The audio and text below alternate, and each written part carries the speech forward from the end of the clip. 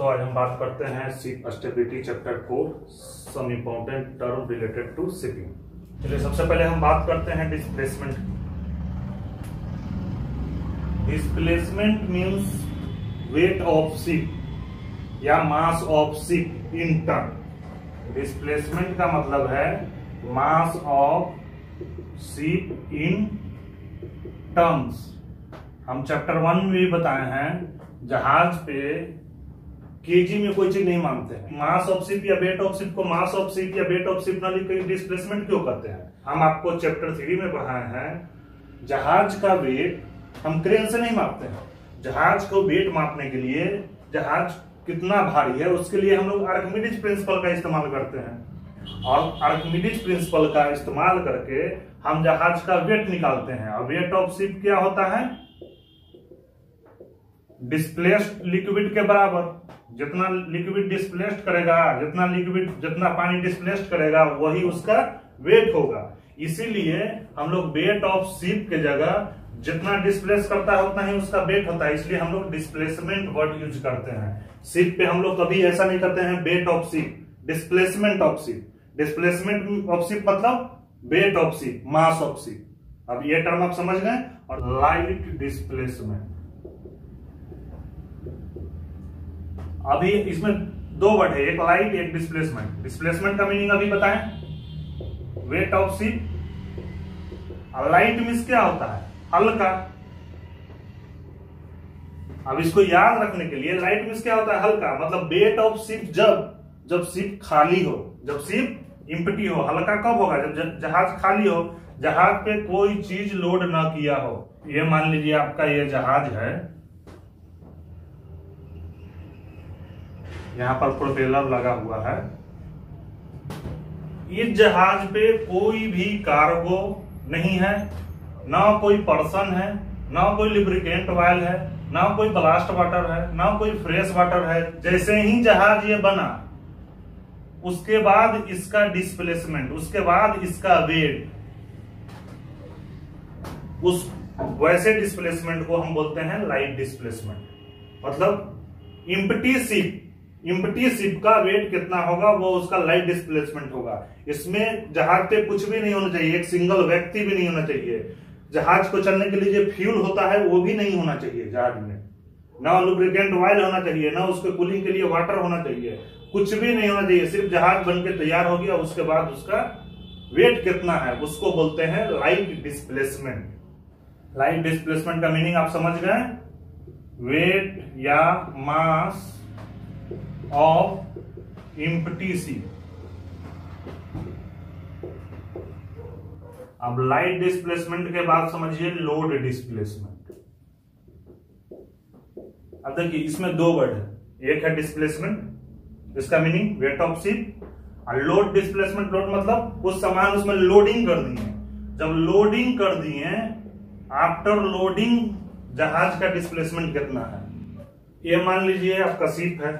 जब ये ship empty है तो मान लेते हैं जहाज जो है पानी के अंदर इतना गया हुआ है, ये पानी का लेवल है।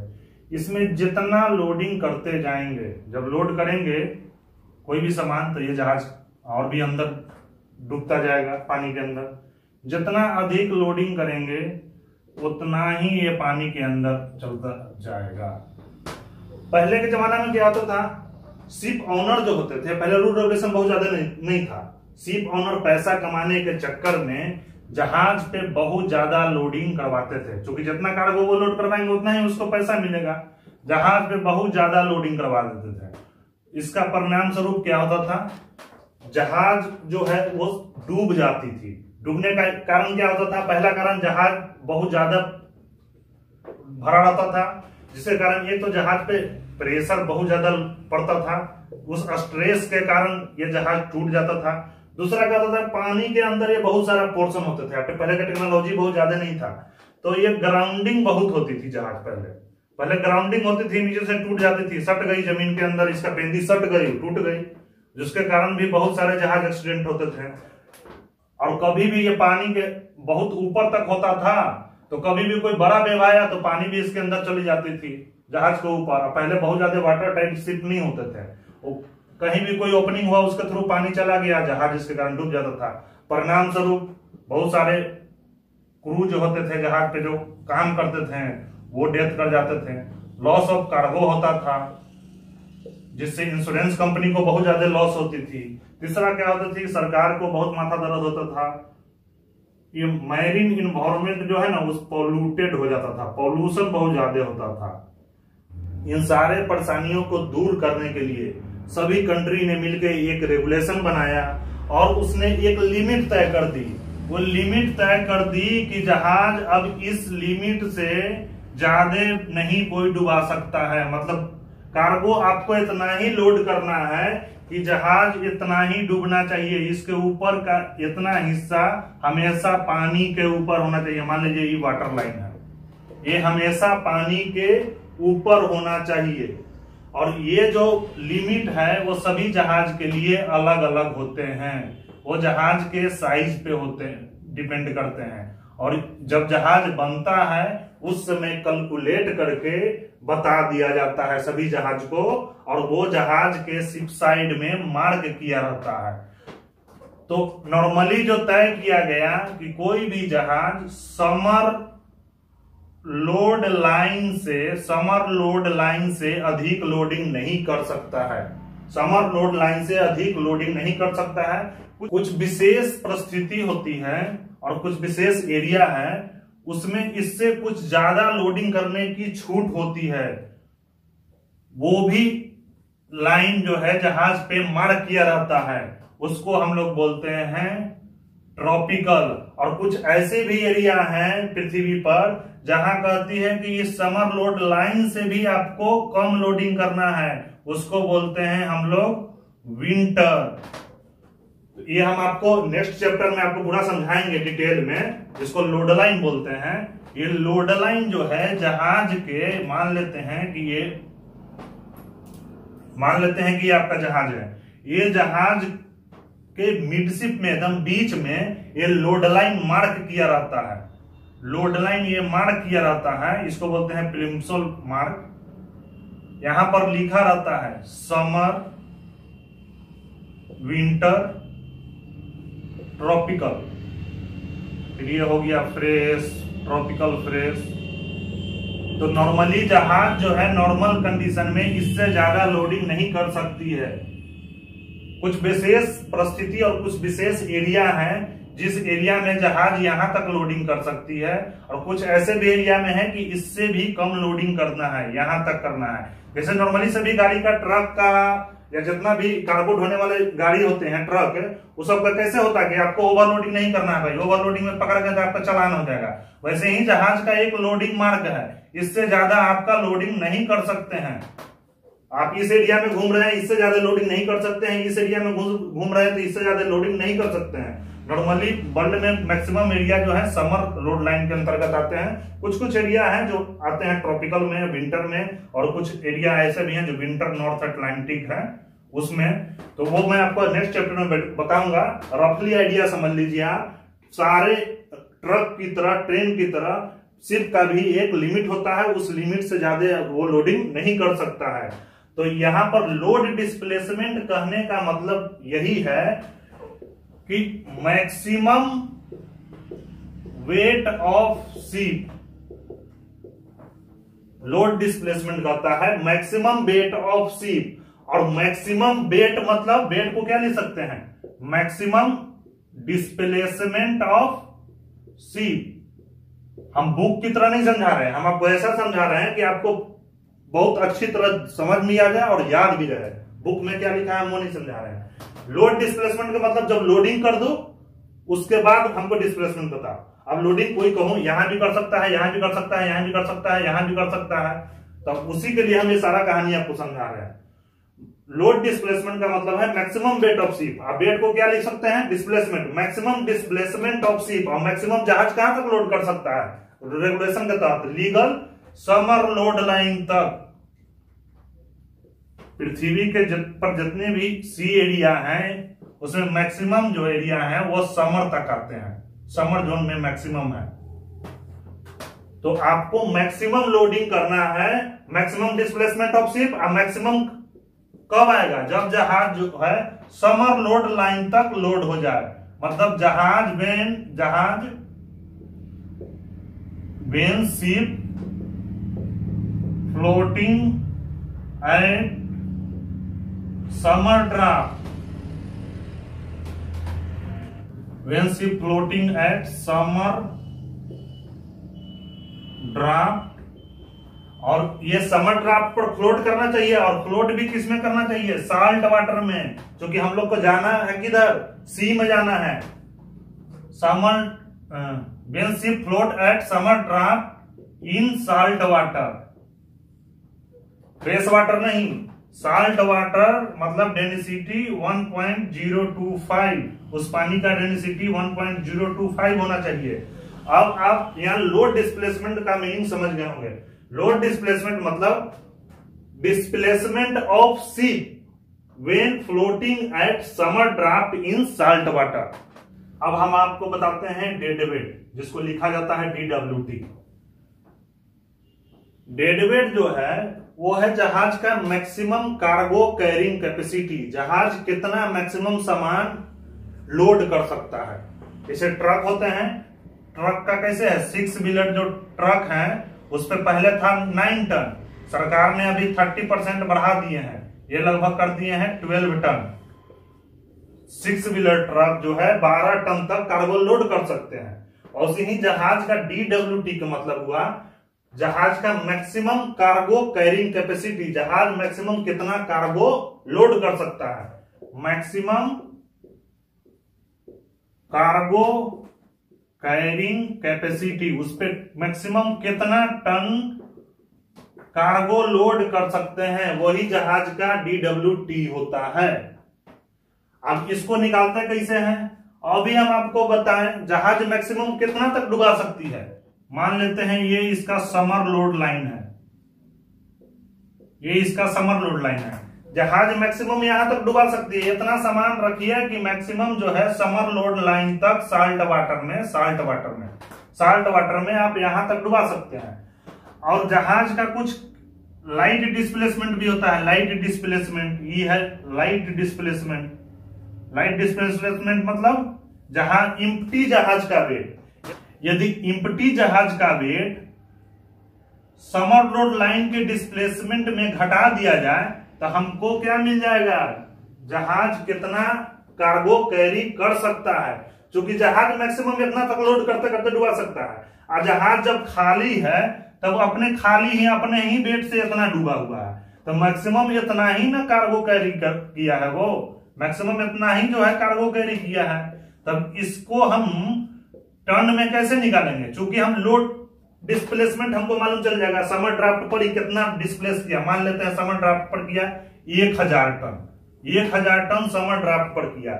इसका लाइट डिस्प्लेसमेंट अपने था 300 टन, तो मतलब इसमें हम 1000 माइनस 300, 700 टन इसमें हम कार्गो लोड कर सकते हैं। और यही 700 टन हमें ढोने का पैसा मिलेगा। तो DWT, जितना जहाज का DWT होता है उतना ही हमें अर्निंग होता है, जितना ज्यादा होगा उतना ही अर्निंग होगा। तो DWT क्या है? Maximum cargo carrying capacity. ये कैसे निकलेगा? जहाज के लोड डिस्प्लेसमेंट में से लाइट डिस्प्लेसमेंट को घटा देंगे, वही जहाज का कार्गो कैरिंग कैपेसिटी होगा। तो इसलिए DWT equal to load displacement minus light displacement. ये आप समझ गए होंगे। अब आते हैं परजेंट डिस्प्लेसमेंट। अब देखिए डिस्प्लेसमेंट मींस वेट, परजेंट मतलब तत्काल, अभी परजेंटली कितना है, परजेंटली जहाज का वेट कितना है उसको बोलते हैं परजेंट डिस्प्लेसमेंट। जहाज में क्या होता है, जैसे देखिए जहाज जो है एक लाइट डिस्प्लेसमेंट है, मान लेते हैं यहां तक मैक्सिमम जो है, यहां तक ये लोडिंग कर सकता है, ये मैक्सिमम है, ये मैक्सिमम, ये लाइट।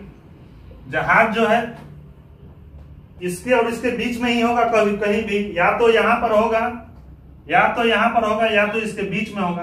तो परजेंट डिस्प्लेसमेंट का मतलब हुआ कि भाई देखो कार्गो थोड़ा सा लोड किया, तो डिस्प्लेसमेंट इसका यहाँ हो सकता है या यहाँ हो सकता है।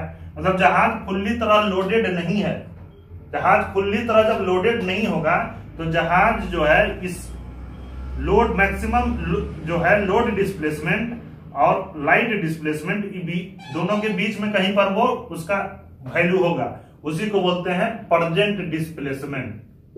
मतलब जहाज परजेंटली कितना वाटर डिस्प्लेस कर रहा है, और वो परजेंटली हमेशा या तो लाइट डिस्प्लेसमेंट होगा या तो लोड डिस्प्लेसमेंट होगा या तो उसके बीच में होगा। तो जहाज जो है जब शिपयार्ड से निकलता है उसके बाद कोई ना कोई क्रू, जहाज का स्टोर, फ्यूल, फ्रेश वाटर रहता है, तो लाइट डिस्प्लेसमेंट से हमेशा थोड़ा सा ज्यादा ही रहता है। अब कुछ मान लीजिए कार्गो लोड कर लिया तो थोड़ा सा और हो गया, बढ़ गया। तो जहाज अभी प्रेजेंटली कितना पानी डिस्प्लेस कर रहा है, मतलब जहाज का अभी प्रेजेंट में वेट कितना है, वो प्रेजेंट वेट जो है प्रेजेंट वेट ऑफ शिप, मतलब लाइट डिस्प्लेसमेंट प्लस जो कार्गो प्लस जहाज का स्टोर, जहाज के पैसेंजर या पर्सन के कारण जो भी लोड बढ़ा, वो सब जोड़ के जितना आ रहा है वैल्यू, वही उसका होगा present displacement of ship, present weight of ship. अब एक टर्म सिखाते हैं, डेड वेट अबोर्ड।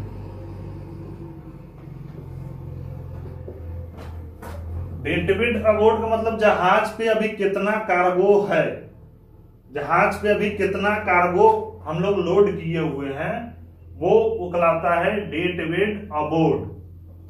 अब इसको कैसे निकाल सकते हैं हम लोग डेड वेट अबोर्ड को? अभी देखिए, प्रेजेंट डिस्प्लेसमेंट का मतलब क्या होता है, अभी जहाज प्रेजेंटली कितना वेट रखता है, प्रेजेंटली कितना पानी को डिस्प्लेस कर रहा है। प्रेजेंट डिस्प्लेसमेंट में हमारा क्या क्या इंक्लूड है, light displacement of ship plus cargo store जो भी है, वो दोनों मिला के ये प्रेजेंट डिस्प्लेसमेंट होगा। इसमें यदि माइनस कर दें लाइट डिस्प्लेसमेंट, यदि इसमें हम लाइट डिस्प्लेसमेंट को घटा दें, ये हम वैल्यू घटा दें, तो ये सारा कार्गो का वैल्यू आएगा। इतना ही कार्गो जो है जहाज पे है, अबोर्ड मतलब जहाज पे है। तो डेड वेट अबोर्ड मतलब कार्गो प्रेजेंट ऑन बोर्ड, कितना कार्गो अवेलेबल है जहाज पे, उसको बोलते हैं डेड वेट अबोर्ड। अब एक टर्म आता है dead weight available. Dead weight available मतलब कितना कार्गो जहाज में अभी हम लोड कर सकते हैं, कितना कार्गो जो है हम जहाज में अभी लोड कर सकते हैं। अब इसको कैसे कैसे निकाल सकते हैं, इसका बहुत सारा तरीका है। हमको जहाज का DWT मालूम है। DWT क्या होता है, मैक्सिमम कार्गो कैरिंग कैपेसिटी। अभी हम आपको समझाएं, मैक्सिमम कार्गो कैरिंग कैपेसिटी में से डेड वेट अबोर्ड घटा देंगे, DWT अबोर्ड जितना अभी जहाज पे है, तो हमको निकल जाएगा कितना कार्गो DWT अवेलेबल, कितना कार्गो हम अभी लोड कर सकते हैं। अवेलेबल मतलब कैन कैरी, कितना कार्गो हम कैरी कर सकते हैं, अभी इसमें लोडिंग कर सकते हैं। दूसरा तरीका आपका क्या होगा, ये तो पहला है। दूसरा तरीका होगा लोड डिस्प्लेसमेंट। लोड डिस्प्लेसमेंट क्या होता है, maximum weight of ship, maximum weight of ship when ship is fully loaded as per rule and regulation. Rule regulation क्या कहता है, आप समर लोड तक साल्ट वाटर में लोड करिए। Maximum displacement minus present displacement.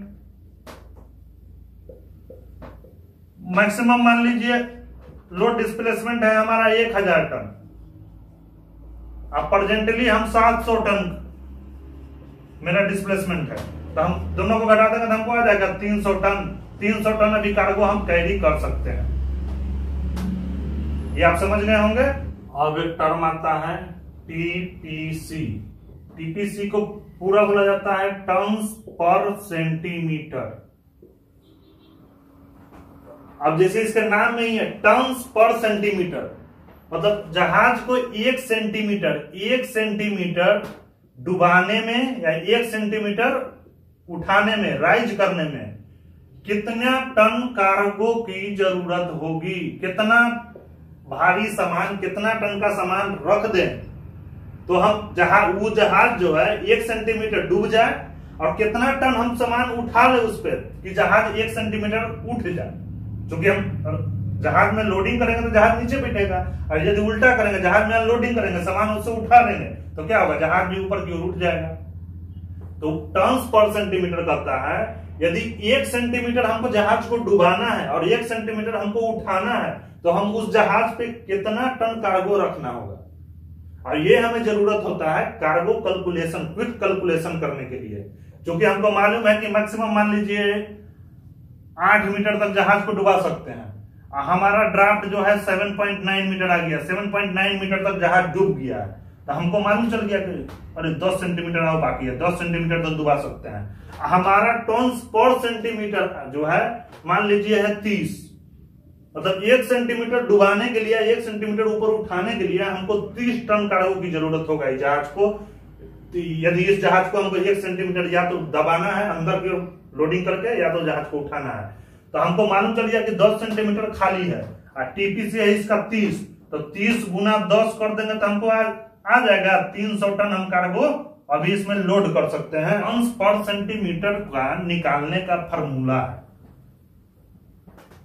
अब कहिएगा तो हम फॉर्मूला भी निकालना भी बता देंगे, डेरिवेशन, और नहीं तो आप रट जाइए। देखिए टीपीसी इन एनी वाटर, कोई भी वाटर हो, इसे जहाज में 3 वाटर में फ्लोट करता है, एक साल्ट वाटर, एक फ्रेश वाटर और एक डॉक वाटर। अब साल्ट वाटर का डेंसिटी कितना होता है 1.025, फ्रेश वाटर कितना होता है 1.00, ये लिख देते हैं टन पर मीटर क्यूब, टन पर मीटर क्यूब। और डॉक वाटर उस वाटर को कहते हैं जो वाटर साल्ट वाटर और फ्रेश वाटर के बीच में डेंसिटी रखता हो। तो जो वाटर का डेंसिटी 1 और 1.025 के बीच में हो उसको बोलते हैं डॉक वाटर। अब उसका डेंसिटी क्या हो सकता है 1.010, 1.020, 1.021, ऐसे ही कुछ होगा टन पर मीटर क्यूब, उसको बोला जाता है डॉक वाटर। तो TPC in any water, salt water हो या फ्रेश वाटर हो या डॉक वाटर हो, उसको बोलते हैं water plane area divided by 100 into density of water. इसको क्या बोलते हैं, टीपीसी निकालने का फॉर्मूला क्या है, water plane area divided by 100 into density of water. मान लीजिए साल्ट वाटर है, एनी वाटर यहां पर आ गया साल्ट वाटर, तो इसका क्या होगा area, water plane area divided by 100 into density of salt water, density of salt water. और डेंसिटी ऑफ साल्ट वाटर कितना होता है 1.025 रख दीजिए। वैसे ही आ गया फ्रेश वाटर वाई देवे, तो फ्रेश वाटर का डेंसिटी कितना है 1।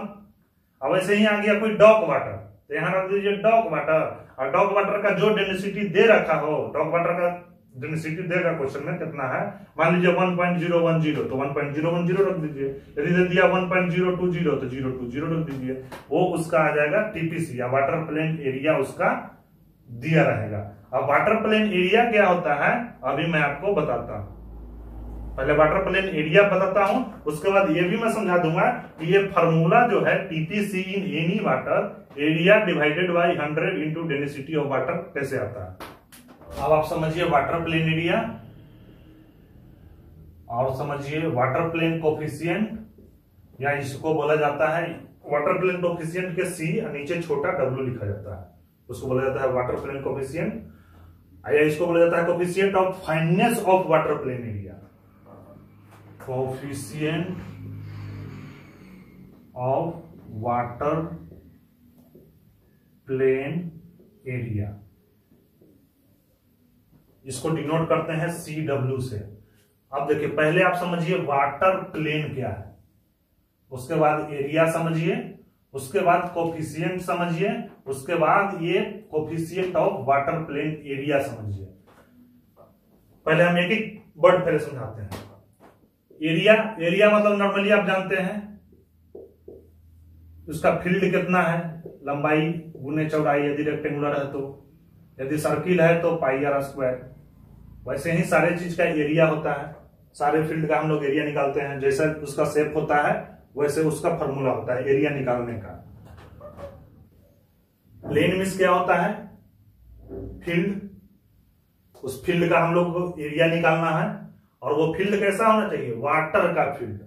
जब जहाज पानी में रहता है तो जहाज का जैसा शेप होता है वैसा ही शेप जो है वाटर के सरफेस पे वो अपना बनाता है। जैसे मान लीजिए कोई रेक्टेंगुलर बॉक्स है, कोई रेक्टेंगुलर बॉक्स है, यदि इसको हम पानी में डाल दें, कोई रेक्टेंगुलर बॉक्स है ये, यदि हम इसको पानी में डाल दें तो ये पानी में मान ली इस लेवल तक डूबा हुआ है, तो ये पानी के लेवल पर कैसा प्लेन बनाएगा, पानी के सरफेस पे एक रेक्टेंगल बनाएगा, ये पानी के सरफेस पे एक रेक्टेंगल बनाएगा। वो रेक्टेंगल किसके शेप में, इसका उस रेक्टेंगल का लेंथ एंड ब्रेड्थ कितना होगा, इसे मान लीजिए ये इस ड्राफ्ट तक डूबा है, तो ये पानी के शेप, पानी का शेप जो है एक रेक्टेंगल में बनाएगा, ये पानी के सरफेस पे एक रेक्टेंगल बनाएगा। उसी तरह शिप वो बॉक्स शेप नहीं होता है, शिप जो है इसका शेप आगे से ऐसे कर्व आते हैं, फिर यहाँ पर थोड़ा फ्लैट हो जाते हैं, फिर ये यहाँ पर कुछ स्पेस होता है प्रोपेलर के लिए, रडर के लिए, फिर ये ऐसे होते हैं। और शिप का जो ये आगे का पोर्शन है यदि हम ऊपर से देखें तो ये हमें इस प्रकार नजर आएगा, इस शेप में। आगे जाके ये स्टीम पूरी यहाँ पर मिला होगा, यहाँ पर एकदम पूरी तरह कर्व होके मिल गया होता है। तो यदि ये शिप पानी में फ्लोट करे, यदि ये पानी में फ्लोट करे तो ये वाटर के सरफेस पे जैसा इसका शेप होगा इस वाटर लेवल पे, वैसा ही शेप जो है वो वाटर के लेवल पर वैसा ही शेप वो बनाएगा।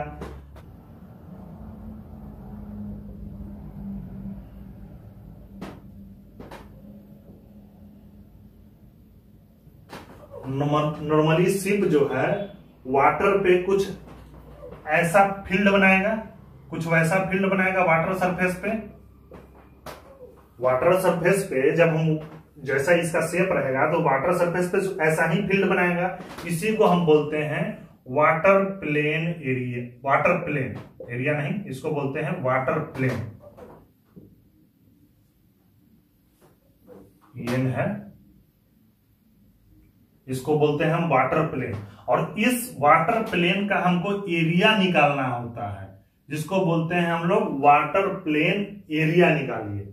इस फील्ड का एरिया निकालना टफ है, ना ये सर्किल है, ना ये ट्रेंगल है, ना ये ट्रेपीज में है, कुछ भी फिक्स शेप नहीं है, तो इसका एरिया निकालना बहुत ही टफ काम है। इसके लिए हम लोग coefficient of water plane area, coefficient क्या होता है, कोफिशिएंट एक नंबर होता है, उस नंबर का यूज किसी भी चीज का कोफिशिएंट हो सकता है। हम नॉट वाटर प्लेन एरिया को बोल रहे हैं, कोई भी मैथमेटिकल टर्म या फिजिकल टर्म में बहुत सारे कोफिशिएंट आप लोग सुने होंगे। कोफिशिएंट एक नंबर होता है जिसका मल्टीप्लिकेशन या डिवीजन करके कोई वैल्यू निकाला जाता है। यहाँ एक ऐसा कोफिशिएंट है जिसका हम लोग मल्टीप्लिकेशन डिवीजन करके वाटर प्लेन एरिया निकालते हैं। अब देखिए एक्चुअली में ये जो फील्ड है ये एक रेक्टेंगल से डेविएट कर गया। अब वो रेक्टेंगल कैसा है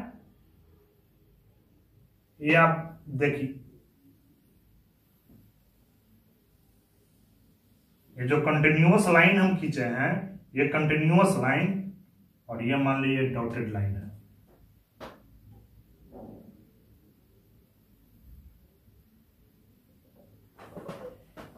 ये जो जहाज जो वाटर पर जो ये प्लेन बनाया है वो एक रेक्टेंगल से कुछ डेविएट कर गया है। आप देख रहे हैं कि यहां से ये रेक्टेंगुलर आ रहा था, यहां से रेक्टेंगुलर से कुछ डेविएट किया, फिर यहां आके मैच कर गया, फिर यहां आके कट कर गया, और फिर यहां पर आके मैच कर गया, फिर यहां से कट कर दिया है।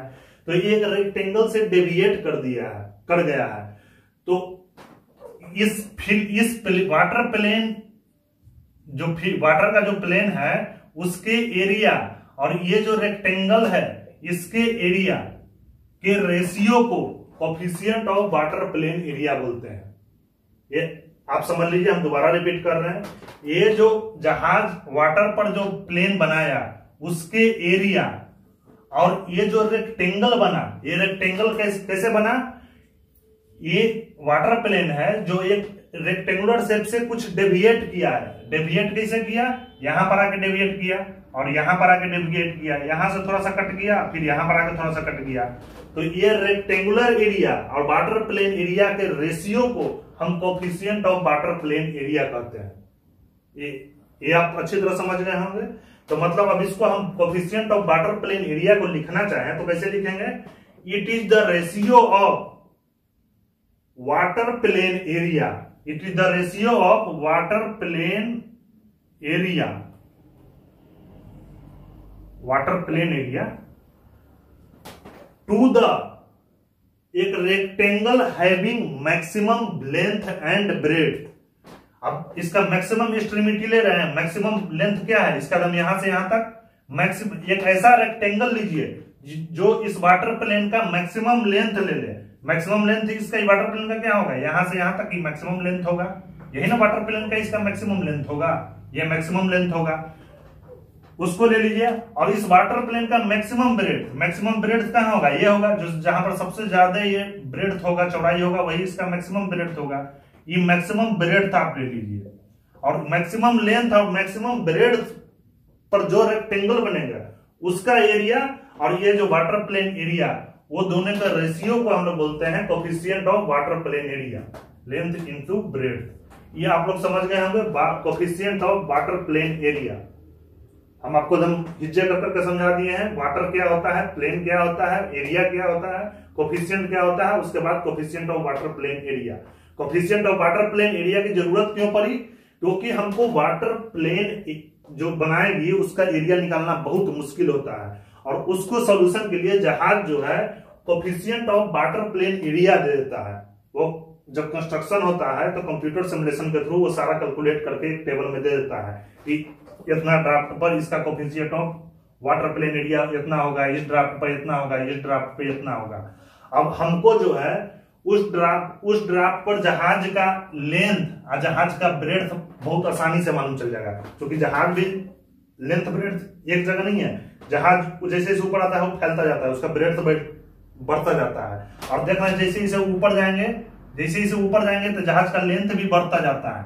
ये देखिए लेंथ भी जहाज का फिक्स नहीं होता है, जैसे जैसे हम ऊपर जा रहे हैं जहाज का लेंथ बढ़ता जा रहा है। और वैसे वैसे जैसे जैसे जहाज हम ऊपर की ओर जाएंगे जहाज का ब्रेड्थ भी बढ़ता जाता है, जहाज का ब्रेड्थ भी बढ़ता है। नीचे बहुत पतला होता है, जैसे ऊपर आता है वो चौड़ा होता है। इसलिए सारे ड्राफ्ट पर coefficient of water plane area दिया होता है और उसके बाद हमको लेंथ और ब्रेड्थ उस ड्राफ्ट पे जहाज का मालूम होता है, जिससे हम वाटर प्लेन एरिया हम लोग आसानी से निकाल लेते हैं। और इस वाटर प्लेन एरिया का इस्तेमाल टीपीसी निकालने में होता है, जो अभी हम आपको टीपीसी बताएं। TPC equal to water plane area divided by 100 into density of water. यही ये जो है ये वाटर प्लेन एरिया है, यही वाटर प्लेन एरिया जो है इसका इस्तेमाल टीपीसी निकालने में होता है। और ये एरिया निकालना हमारा लिए बहुत टफ काम है। इस काम को इजी करने के लिए coefficient of water plane area इस्तेमाल करते हैं। अब यहां से हम क्रॉस मल्टीप्लिकेशन करें तो वाटर प्लेन एरिया बराबर क्या हो जाएगा? Length into breadth into coefficient of water plane area CW। इससे हमको वाटर प्लेन एरिया निकल जाएगा। ये वाटर प्लेन एरिया टीपीसी में यहां पर हम रख देंगे, फॉर्मूला में हमको टीपीसी आ जाएगा। ये ब्लॉक कोफिशिएंट, इसको डिनोट किया जाता है C एक छोटा b से। इसको एक बोला जाता है, दूसरा वर्ड भी coefficient of fineness of displacement. और वाटर प्लेन कोफिशिएंट को बोला जाता है दूसरे वर्ड में coefficient of fineness of water plane area. तो कभी कभी बुक में वो भी वर्ड इस्तेमाल कर देता है, इसलिए आप लोग ध्यान रखिएगा। अब देखिए ब्लॉक कोफिशिएंट क्या है। कोफिशिएंट का मीनिंग अभी आपको बताएं, एक नंबर है। ये क्या है? ब्लॉक का कोफिशिएंट निकालना है। अब शिप जो है ये पूरी तरह ब्लॉक नहीं होता है, मतलब एक रेक्टेंगुलर बॉक्स पूरी तरह तो है नहीं, अभी हम आपको बता दिए। ये रेक्टेंगुलर बॉक्स से कुछ डेविएट है। जैसे वाटर प्लेन एरिया निकाले थे वो तो वाटर सरफेस का एरिया निकाले थे, वो रेक्टेंगल से कुछ डेविएट हो जा रहा था। वो जो सरफेस जो है वाटर प्लेन वो रेक्टेंगल से कुछ डेविएट हो जा रहा था। अब शिप भी जो है एक तरह का बॉक्स है, लेकिन वो पूरी के पूरी वो बॉक्स नहीं है। वो जो है वो पूरा का पूरा बॉक्स नहीं है, वो बॉक्स से कुछ डेविएट कर गया है, और बॉक्स से कितना डेविएट किया है उसको निकालने के लिए हम लोग ब्लॉक कोफिशिएंट का इस्तेमाल करते हैं। और इससे हमको फायदा क्या होता है, शिप का अंडर वाटर वॉल्यूम मिल जाता है। अब शिप का अंडर वाटर वॉल्यूम निकालना बहुत टफ काम हो जाता है, क्योंकि शिप जो है रेगुलर शेप में नहीं होता है। अब रेक्टेंगुलर बॉक्स है, इसका अंडर वाटर वॉल्यूम निकालना आसान है, length into breadth into draft. लेकिन अब ये बताइए, ये शिप है और इतना ही पानी के अंदर चला जाए, मान लीजिए ये डॉटेड लाइन जो देखा है, डॉटेड लाइन आपका ये आप डॉटेड लाइन है, ये आपका शिप है। अब इसका अंडर वाटर वॉल्यूम निकालें, इस शिप का अंडर वाटर वॉल्यूम, ये निकालना बहुत टफ काम है। अब इसके इजी बनाने के लिए हम लोग ब्लॉक कोफिशिएंट का इस्तेमाल करते हैं। अब ब्लॉक कोफिशिएंट क्या बोलता है, it is the ratio of, अब जैसे वाटर प्लेन एरिया में बताएं, जैसे जैसे ड्राफ्ट चेंज होगा वाटर प्लेन एरिया भी चेंज हो जाता है, क्योंकि जहाज का लेंथ एंड ब्रेड्थ जो है ड्राफ्ट पर डिपेंड करता है। जैसे जैसे ऊपर बढ़ता जाएगा लेंथ भी बढ़ेगा जहाज का, और ब्रेड्थ भी बढ़ता जाता है। उसी तरह ये भी ब्लॉक कोफिशिएंट जो होता है सब ड्राफ्ट का अलग अलग होता है। ये नहीं कि जहाज का दे दिया तो पूरा जहाज का फिक्स हो गया। जैसे जैसे ड्राफ्ट जो है ऊपर की ओर जाएगा, मतलब जैसे जैसे ड्राफ्ट चेंज होगा वैसे वैसे जहाज का ब्लॉक कोफिशिएंट भी चेंज होगा। तो जो ब्लॉक कोफिशिएंट या वाटर प्लेन कोफिशिएंट किसी पार्टिकुलर ड्राफ्ट के लिए दिया जाता है। कोई particular draft 7 metre, 8 metre, 9.3 metre, इतना मीटर पर ब्लॉक कोफिशिएंट इतना है। ब्लॉक कोफिशिएंट कहता है it is the ratio of under water volume of ship, under water volume of ship to the volume of rectangular box having extreme dimension. एक rectangular box बनाइए जो under water volume जो इस जहाज का था उसका सबसे एक्सट्रीम डायमेंशन ले लीजिए। अब ये जो जहाज है मान के चले ये वाला, इसका एक्सट्रीम डायमेंशन क्या क्या होगा, लेंथ यहां से यहां तक होगा पूरा लेंथ इंटू ये जो ब्रेड्थ है, ये ब्रेड्थ मैक्सिमम ब्रेड्थ इसका भी वही होगा इंटू ब्रेड्थ इंटू ये पानी के अंदर जितना गया हुआ है ड्राफ्ट इंटू ड्राफ्ट। तो ये जो रेक्टेंगुलर आप बॉक्स देख रहे हैं, ये रेक्टेंगुलर बॉक्स, ये इसका हमको वॉल्यूम मिल जाएगा। ये जो रेक्टेंगुलर बॉक्स आप देख रहे हैं इसका वॉल्यूम मिल जाएगा। तो volume of ship to the volume of rectangular box having extreme dimension, मतलब इसका जो सबसे अधिक डायमेंशन है, जो सबसे अधिक लंबाई जहां पर मिलता है, सबसे अधिक चौड़ाई जहां पर मिलता है, और सबसे अधिक हाइट जहां पर मिलता है। तो हाइट तो सब फिक्स हो गया, जितना ड्राफ्ट पानी के अंदर रहेगा उतना ही ड्राफ्ट फिक्स हो गया है। लेंथ और ब्रेड्थ जो है, जो मैक्सिमम जो है यहां से यहां तक आएगा, और ब्रेड्थ जो है मैक्सिमम यहां से यहां आएगा। Length into breadth into draft जो करेंगे तो ये एक रेक्टेंगुलर बॉक्स हो जाएगा, और under water volume of ship, ये दोनों का रेशियो जो है ब्लॉक कोफिशिएंट कहलाता है। अब देखिए ब्लॉक कोफिशिएंट आ गया तो हमें under water volume of ship कैसे मिल जाएगा, क्योंकि शिप रेगुलर शिप नहीं है। यहां से लिख सकते हैं, क्रॉस मल्टीप्लिकेशन करेंगे तो under water volume of ship equal to length into breadth into draft into block coefficient CB या coefficient of fineness of displacement. वैसे ही हम लोग वाटर प्लेन एरिया निकाल लेते हैं, जैसे पीछे अभी समझा है। वाटर प्लेन एरिया कैसे निकाल लेंगे, लेंथ इंटू ब्रेड्थ इंटू यहां पर क्या होगा, coefficient of fineness of water plane area, CB नहीं CW, यानी वाटर प्लेन कोफिशिएंट। तो हमको आराम से वाटर प्लेन एरिया मिल जाता है, आराम से अंडर वाटर वॉल्यूम शिप हमें मिल जाता है। ये आप समझ गए। अब रिजर्व बुआयंसी एंड टीपीसी का फार्मूला कैसे ड्राइव किया जाता है, और इस पर न्यूमेरिकल नेक्स्ट वीडियो में मैं बताऊंगा। नेक्स्ट मैं एक्स्ट्रा कुछ इसलिए बता देता हूं कि ताकि आपको बुक के जो भाषा लिखा हुआ है उसको आपको समझने में दिक्कत नहीं हो, क्योंकि बुक की भाषा वैसे जानबूझ के लिखी होती है कि आपको समझ में ना आए, तभी आपको टीचर की जरूरत पड़ती है। Thanks for watching the lecture. यदि मेरा काम पसंद आ रहा है तो चैनल को सब्सक्राइब करें, वीडियो को लाइक करें और दूसरे मित्रों को शेयर करें।